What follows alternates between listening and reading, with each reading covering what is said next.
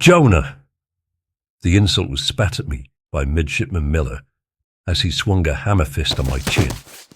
I flew backwards with the force, landing hard on the deck.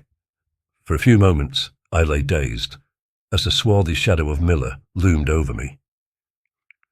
The rest of the crew gathered around the ruckus, eagerly watching. I stood no chance against Miller, and as my vision cleared, I saw him staring down at me, fists clenched, a snarl on his pockmarked face. I felt he wanted me to stand so he could knock me down again. "Jonah," Miller repeated, "we need to throw you overboard."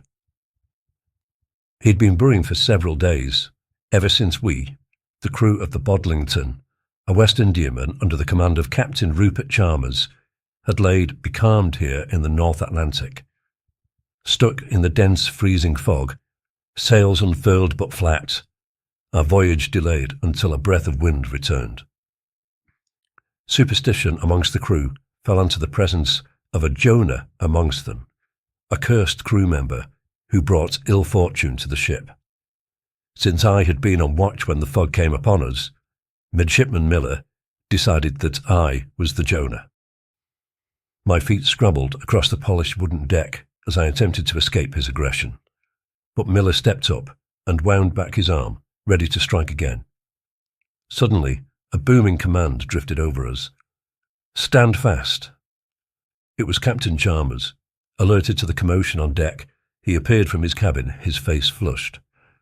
Forcing his way through the crew, who had begun to slink away to avoid trouble, he looked at me sprawled on deck, my cheek turning purple. The captain, well aware of Miller's reputation, did not hesitate to give his command. "Master-at-arms, take Midshipman Miller to the brig," he said. "Aye, sir," came the response, before Miller was led away below decks. Chalmers grabbed me by the arm and helped me to my feet and looked at me up and down. Other than my bruised face and chagrined demeanour, I was unharmed. "A Jonah moniker is hard to live with," said the captain. "I myself suffered its designation many times as an able seaman. The best way to deal with it is to carry on with your tasks to your full ability." "Aye, sir," I replied, rubbing my cheek. "I believe you're on watch tonight," said the captain. "Fortunate for you, being away from the rest of the crew while they simmer down." I nod, before glancing at the rigging attached to the main mast. He was right. Being away from the crew while their whispers and suspicions welled within them was a blessing. But I'd have to face them eventually. If only this calm air and dense fog would lift, and we could be on our way again. "I'll make sure Miller answers for his assault," continued Chalmers. "In the meantime, I expect you to do your duty. I'll see you are relieved just before dawn so you can get some rest." "Thank you, Captain," I say, touching the brim of my cap. My pack sat on the deck. I dropped it when Miller appeared, and I slung it over my shoulder and began to climb the rigging. The night crew had begun to light the lanterns, and as I climbed I noticed that they did not sway as they would if the Bodlington were moving through the water. The ship sat in a mirror sea, swathed in fog. As I climbed, the mist thinned, the air above clear, as though the moist air clung to the hull.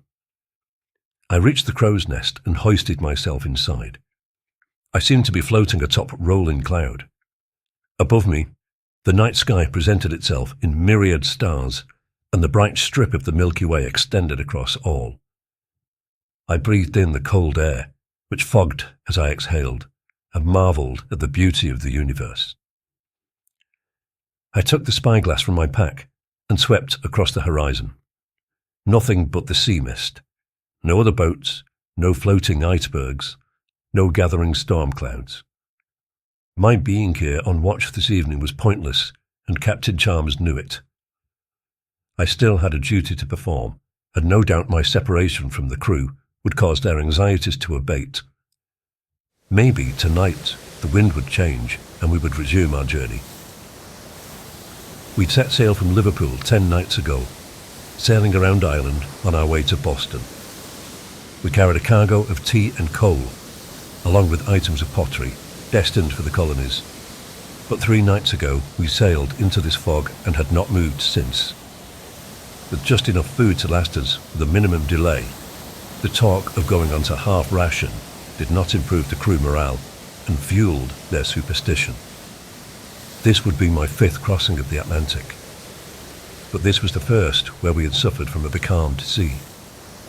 Usually the main hazard was storms, and I had faced a severe one on my previous return journey. Around my neck I wore a brass medallion of St. Christopher carrying Christ upon his shoulder, a trinket I always wore on my voyages.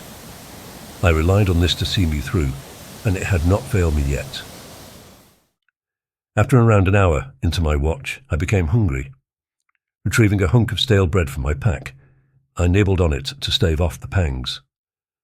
It was then I spotted a shape moving in the sky just off to the starboard side. I picked up the spyglass and spotted a silhouette against the night. Winged, it drifted silently across the glinting stars. It glided silently, approaching my overwatch before landing a few feet away on the sail beam. Its body sat covered in white feathers, but it extended its huge black wings and fanned the black tail feathers to gain balance on the beam. Its eyes and beak were also black, and it fixed me with a stare as it released a guttural and throaty call, which contained a haunting beauty out here in the middle of the ocean. No doubt this huge seabird also struggled with the lack of wind, and the thermals it relied on to drift across the water effortlessly. Seeking an opportunity to land and rest, it had found the Bodlington here in the North Atlantic. "You hungry, Mr. Albatross?" I asked and tore off a hunk of my bread. It let out another call, and I held my hand over the rail offering the bread. Sidestepping its webbed feet, it approached. As it neared, I noticed the tip of its beak hooked downwards to a sharp point. Before I could retract my hand, it struck. I dropped the bread down through the fog below and withdrew my arm. Startled, the bird took to the air and disappeared. Wincing, I glanced at the back of my hand. A deep puncture wound sat bleeding. It was not a wide cut, but it was deep. Suddenly I felt very odd. Dizziness and nausea overcame me and my vision spun. The stars began to wheel around and my legs weakened as I tried to grab the rail to prevent myself falling.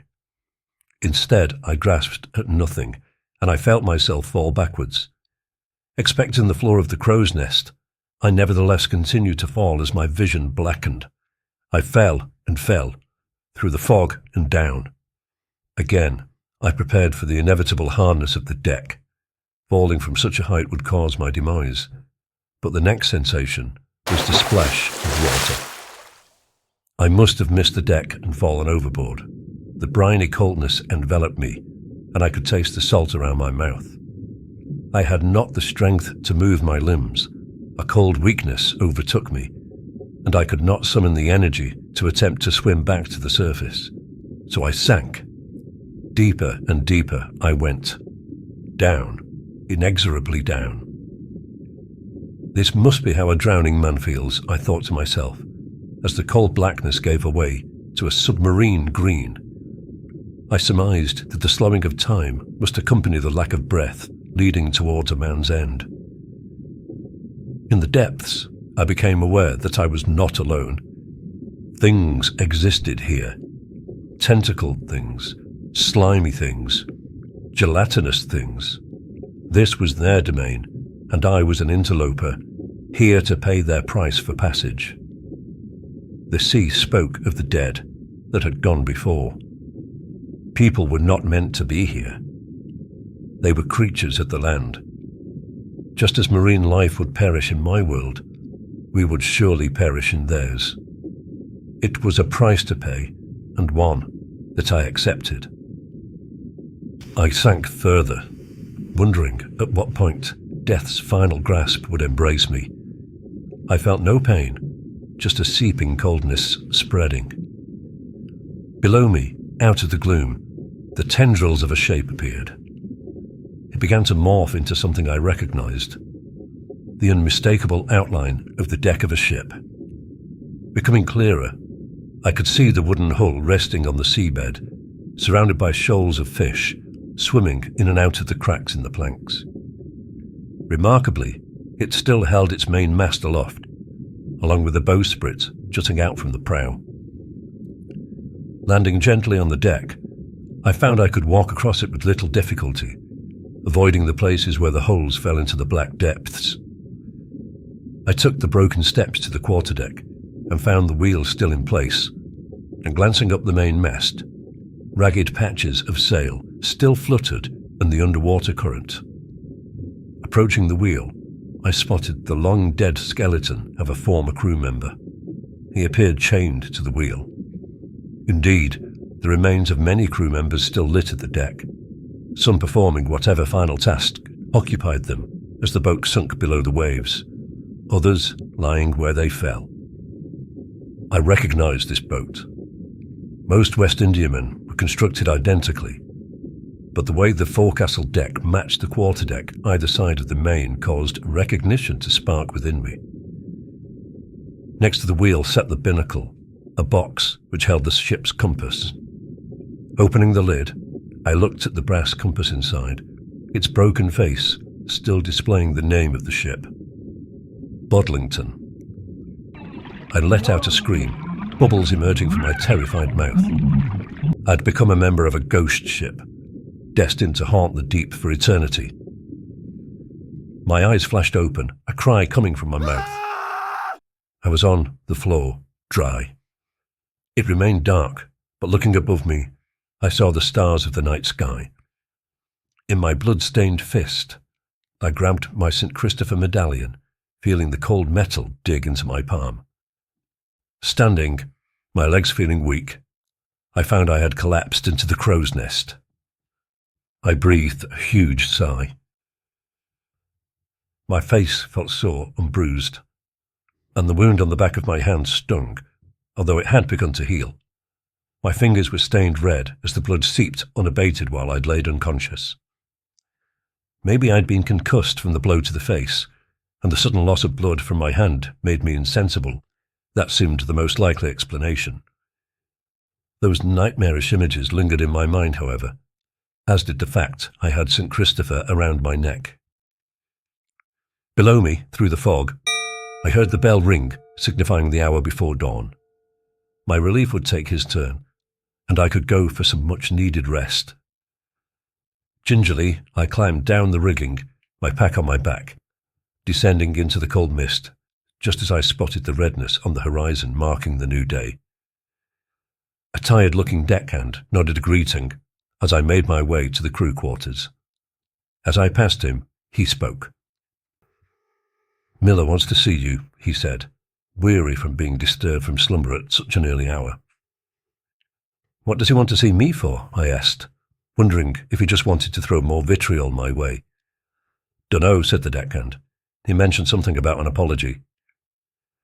I remained wary of his intentions, but I would have to continue working with my fellow crewmates until we reached the shores of America, so I resolved to meet with him.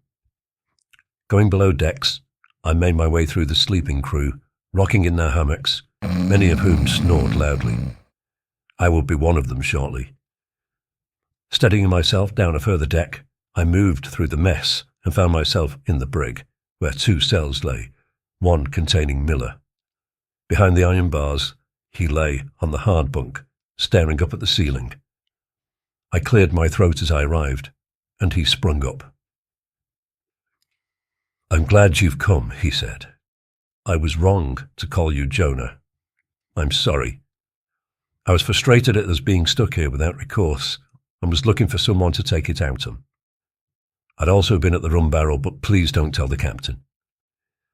Looking at his demeanour, he appeared genuine. I could not detect any sign of deceit.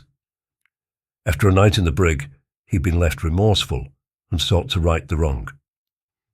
"No hard feelings," said Miller, and stuck out his hand through the bars for me to shake. I took it in my injured hand, where the albatross had pecked it. It remained blood-stained, but personal cleanliness did not exist on the Bodlington. As soon as our hands met, he froze. His grip was tight, and his eyes bulged wide, as though he'd been struck by lightning.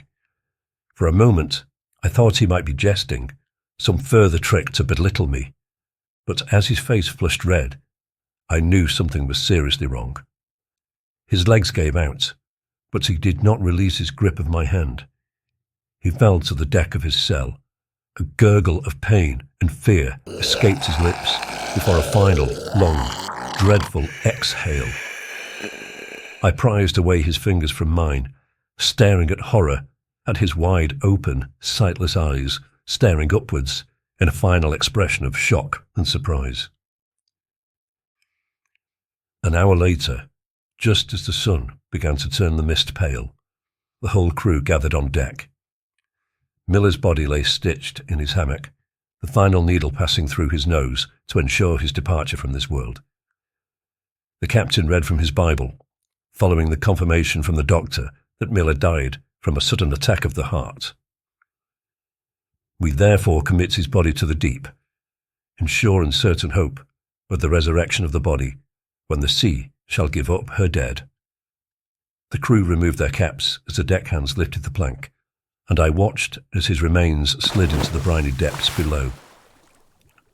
As soon as it splashed into the sea, I noticed the fog began to lift, its tendrils clearing away from the Bodlington on a breeze. The sails inflated, and the sound of the waves lapping against the hull reached our ears. The price was paid, the sacrifice to the sea made, passage granted. The whispers of the crew remained, in the knowledge that I was the last person to see Miller alive. They avoided me, staring at me with their superstitious fear. But this time, their belief that I was a Jonah was utterly justified.